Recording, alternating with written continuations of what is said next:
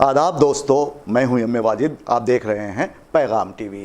Prime time में आज हम बात करेंगे हिंदी फिल्म इंडस्ट्री की। हिंदी फिल्म इंडस्ट्री में यूं तो कई अदाकाराएं आईं और अपने हुस्न के जलवे पर्दे पर बिखेरते हुए नाम कमाया, तो कई गुमनाम होकर रह गईं, फिर कभी कहीं दिखाई ना दी। ऐसी ही एक अदाकारा को लेकर आज मैं आपके सामने आया हूं, जिसका नाम है मंदाकिनी, जो एकाएक 1985 में मंजर आम पर आई।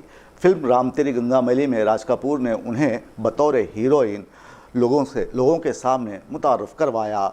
ताहम ये फिल्म बेइंतहा कामयाब हुई। कामयाबी का सहरा भी मंदाकिनी के सर जाता है, जिसमें उन्होंने अपने जिस्म की भरपूर नुमाइश की थी। ताहम ये फिल्म ब्लॉकबस्टर साबित हुई। उसके बाद का जो मंदाकिनी का मरहला है, काफ़ी दुश्वारकुन है।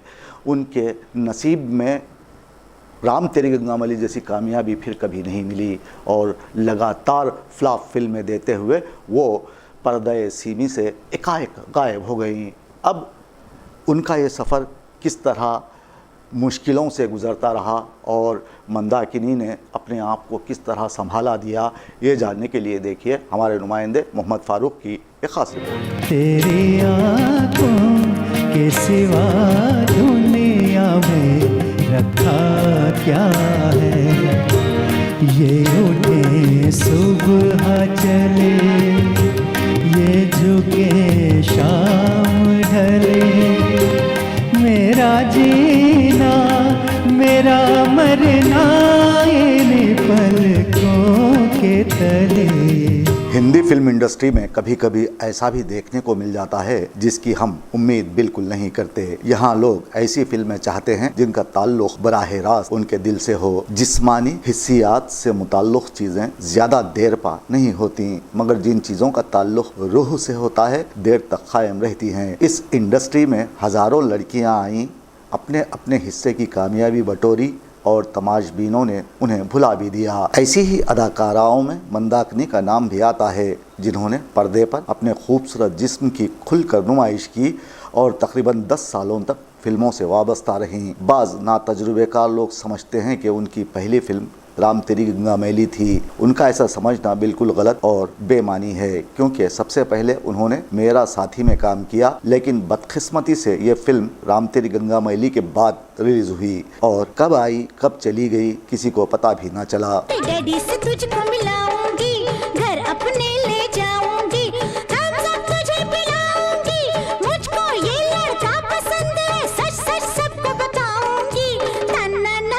यहाँ एक्ट्रेस बनने से कबल किसी अदाकारा को इश्क व मोहब्बत की तलखियों, मिठास के अलावा और भी बहुत सी चीज़ों से आशना होना पड़ता है, इसलिए कि जब वो कैमरे के सामने आए तो अपने रोल को अच्छी तरह निभा सके। लोगों को कहते सुना गया है कि कोई लड़की जब फिल्मों में आने का सोचती है तो वो पहले से ही मन बना लेती है कि कामयाब अदाकारा बनने के लिए वो हर कुर्बानी देगी। ताहम एक्ट्रेस चकले की वैश्या हो या किसी बाइज्जत और शरीफ घराने की लड़की, हमारी नज़रों में वो सिर्फ अदाकारा है। इसकी शराफत या रजालत से हमें कोई सरोकार नहीं, इसलिए कि फ़न इन ज़ाती उमूर से बहुत बालातर है। लेकिन फ़न और अदाकारी मंदाकिनी को छूकर भी नहीं गुजरी थी। राज कपूर ने जब उनके साथ राम तेरी गंगा मैली बनाई तो उन्होंने मंदाकिनी को खूब नंगा किया। ये सन 1985 की बात है। नौजवान उस दौर में लड़कियों की झलक देख लेते तो खुद को दुनिया का खुशकिस्मत शख्स तस्वुर करते। ऐसे में राम तेरी गंगा मैली में जब मंदाकिनी को अपनी छाती का फल बच्चे के मुंह में देता देखा तो सारे देश में बवाल मच गया।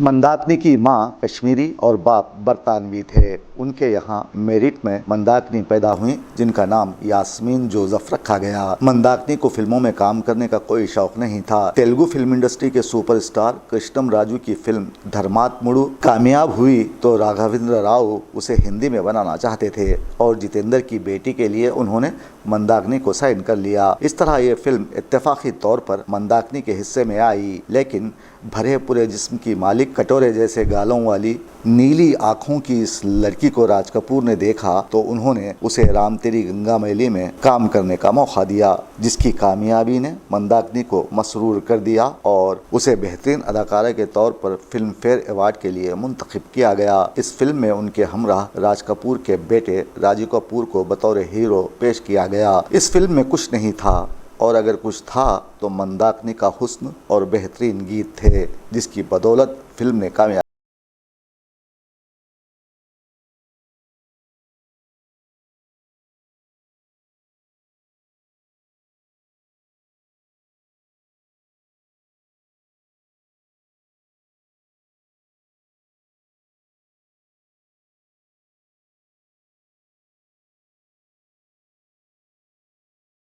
वापसी के बाद हिंदी फिल्म इंडस्ट्री में नए नए अदाकार आने लगे, जिनमें गोविंदा काबिले जिक्र हैं। मिथुन चक्रवर्ती के साथ भी मंदाकिनी ने काम किया। आजकल जो साउथ फिल्म इंडस्ट्री के साथ हिंदी फिल्म इंडस्ट्री का इश्तिराक जारी है, वो उस वक्त भी कुछ ऐसा ही था। तेलुगु में हिट होने वाली फिल्मों को हिंदी में दोबारा रीमेक करते हुए पैसा कमाया जाता था। ऐसी फिल्मों में अक्सर जितेंद्र काम किया करते थे। मंदाकिनी को भी दूसरी मर्तबा जितेंद्र के साथ काम करने का मौका मिला फिल्म सिंहासन में, लेकिन इसमें बतौर हीरोइन जिया प्रदा को लिया गया और मंदाकिनी सिर्फ शोपीस बनकर रह गई।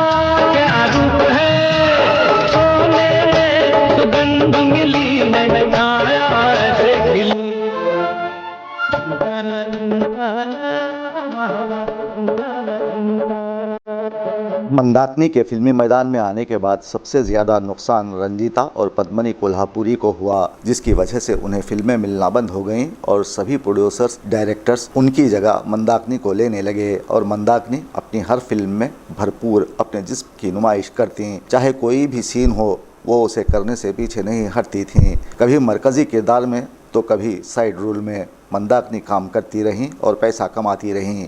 बम्बई शहर उन्हें रास आ गया था। मंदाकिनी की अदाओं ने फिल्म बीनों को सिनेमा हॉल आने पर मजबूर कर दिया और वो फिल्मों की ज़रूरत बन गईं। जिसके बाद सोनम भी फिल्म इंडस्ट्री में वारिद हुई और जिस्म की नुमाइश को दोनों ने अपना अव्वलीन फ़र्ज समझ लिया। ऐसे में फ़न कहे जब हमारी फिल्मों में मारधाड़ के मनाजिर कसरत से इस्तेमाल किए जाने लगे और ऐसी फिल्में बनने लगीं जिनका हकीकत से दूर दूर तक वास्ता न था। मसलन नागिन का इंसानी रूप धारना, चांद को हीरोइन की ख्वाहिश पर नीचे ले आना, ख्वाब में रक्स करना, दरख्तों के पीछे गाने गाना वगैरह वगैरह। लेकिन मंदाकिनी के फिल्मी मैदान में आने के बाद एक नया कल्चर पनपने लगा था। नंगेपन को फ़रोग़ हासिल हुआ। इस कल्चर ने नौजवान नस्लों में हिजान बर्पा कर दिया, लेकिन मंदाकिनी की फिल्मों को लोग मुस्तरद भी करते रहे। 1995 में अफसोसनाक हद तक फहाशी, उरियानियत और मनफी किरदार निगारी ने बाशऊर हिंदुस्तानियों में एक बेचैनी पैदा कर दी थी। दुनिया जानती है कि राज कपूर ने तफरीह के नाम पर फहाशी की तरवीज की है। उन्हें किसी की गैरत से कोई सरोकार नहीं था, वो सिर्फ फहाशी के नाम पर पैसा कमाना जानते थे। क़ब्ल उन्होंने ज़ीनत अमान को नंगा किया था, ताहम ये उनका पेशा रहा। बाद में जाकर उन्हीं के ख़ानदान की लड़कियां सरेआम नंगी हुईं। मंदाकिनी तो फिल्मी दुनिया की चमक दमक में खोकर खुद को भूल चुकी थी।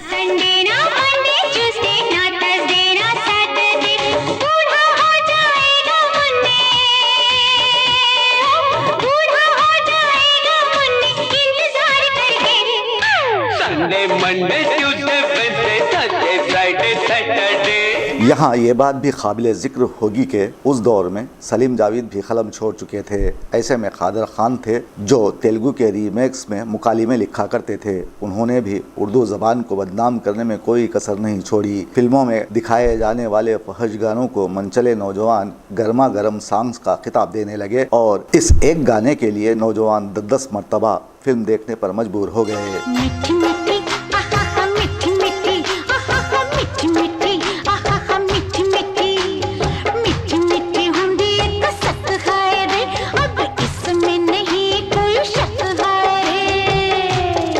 मंदाकिनी ने तकरीबन 45 फिल्मों में काम किया, जिसमें उनकी एक ही फिल्म बतौर हीरोइन राम तेरी गंगा मैली ब्लॉकबस्टर साबित हुई। उनकी मशहूर फिल्मों में जाल, लोहा, डांस डांस, तेज़ाब काबिल ज़िक्र हैं।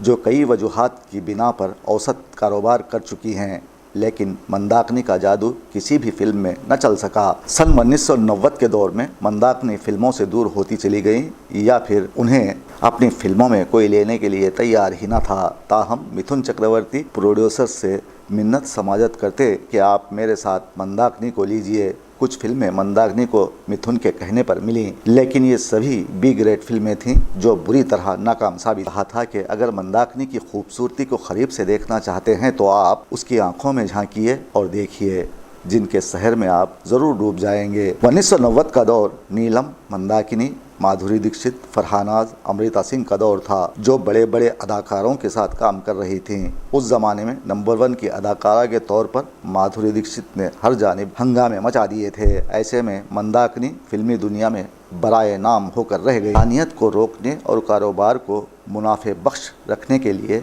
इंसानी तखय्युल की परवास तक फिल्में बनाई जाने लगीं। सेक्स इंसानी जबलत में शामिल है। लोग पर्दे पर रक्कासाओं को नाचते देखते तो उन्हें अच्छा लगता, और अगर वो बरहना होकर नाचने लगे तो उन्हें और भी मज़ा आता। मंदाकिनी और उसके चाहने वालों के बीच यही कुछ था। उसे पसंद करने वाले हमेशा उसे बरहना देखना पसंद करते थे। तो कौन मांगता? ए जूली जूली, जॉनी का दिल तुम पे आया जूली, तेरे लिए चढ़ जाऊं सूली, तू ही तो मेरी जान है, जान है, जान है, जान है। जूली जूली, जॉनी का दिल तुम पे आया जूली, तेरे लिए चढ़ जाऊं सूली, तू ही तो मेरी जान है। हमको टोनी नहीं मांगता, हमको पीटर नहीं मांगता, हमको साइकिल वाला माइकल नहीं मांगता। तो कौन मांगता?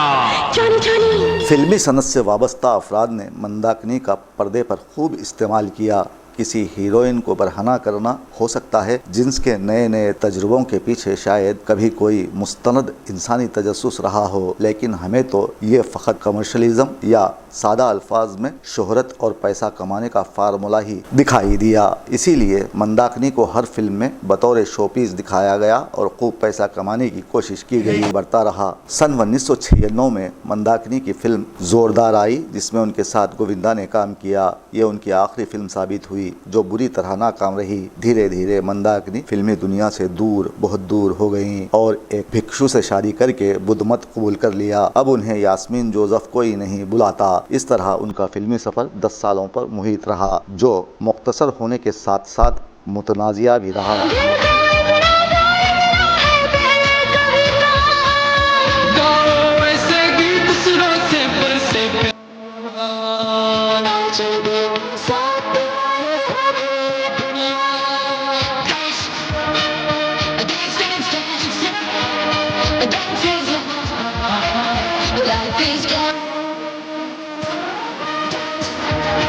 में 1990 में गैंगस्टर दाऊद इब्राहिम के साथ देखा गया और एक दुबई में ली गई तस्वीर अखबारात की जीनत बनी, जिसमें मंदाकिनी दाऊद के साथ बैठी नजर आई और लोगों ने कहना शुरू कर दिया कि मंदाकिनी और दाऊद इब्राहिम के ताल्लुकात पैदा हो गए हैं, जिस पर मंदाकिनी ने सफाई देते हुए कहा कि ये तमाम खबरें मीडिया की जानिब से फैलाई हुई अफवाहें हैं। ताहम मंदाकिनी 10 साल फिल्म इंडस्ट्री में रहीं, लेकिन इंडस्ट्री के बारे में कभी उन्होंने भला बुरा नहीं कहा। उनकी एक फिल्म राम तेरी गंगा मैली के लिए उन्हें याद किया जा सकता है, जिन पर यह शेर सादिक आता है कि बेवफा हूँ न वफादार हूँ मैं, बेवफा हूँ न वफादार हूँ मैं, सच तो ये है कि अदाकार हूँ मैं।